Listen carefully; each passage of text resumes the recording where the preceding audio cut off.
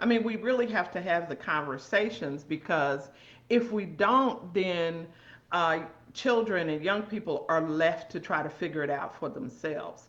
And I think that Yeah. really gets them in trouble. And it can just, derail plans and careers and all kinds of Yeah. things, because we make bad decisions about something that's so natural.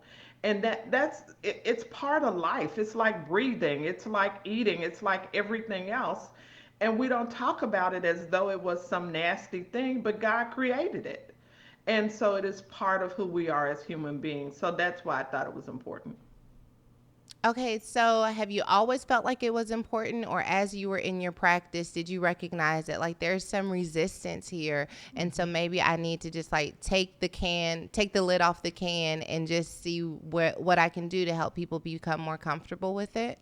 Well, actually, my grandmother who raised me was, back in her day, she was very open about sexuality and sex. And so my cousins, when they were about to engage in the physical part of relationships, my grandmother was the person, and she always said this: if you need birth control, let me know. I'll go to the doctor with you.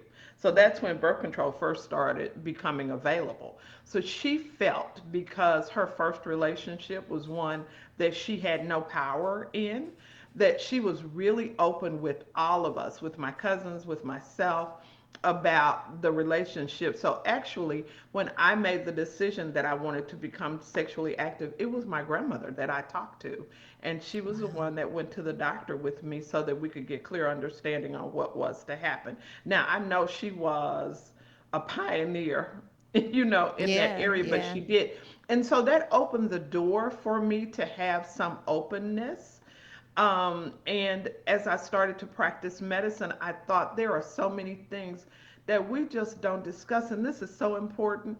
And so initially, I would have husbands and wives come in together so that you could ask your questions and you could talk about it. And then I've always gone to the barbershop, so some of the misconceptions, not necessarily the talk about sex itself, but some of the things that people believe are attached to sexuality are not. So there was a Like lot of what? contributing Okay, wait, factors. what I'm curious. So one of the What? things that happens sometimes in men when they find themselves in midlife and they have the inability to perform, sometimes they think something's going on with the woman. So it's like she must want somebody. I mean, it's just this ridiculous stuff. So she's not performing with me, or I can't perform with her, and therefore there must have been something, there's another man, or she's not desirous of me, or something is wrong. It just is so confusing and it is so filled with things that are not true, that I just thought that there has to be a place for people to have where they can talk about this in an intelligent, grown up manner, so that we can get some real truth, so we can separate the madness from what's real.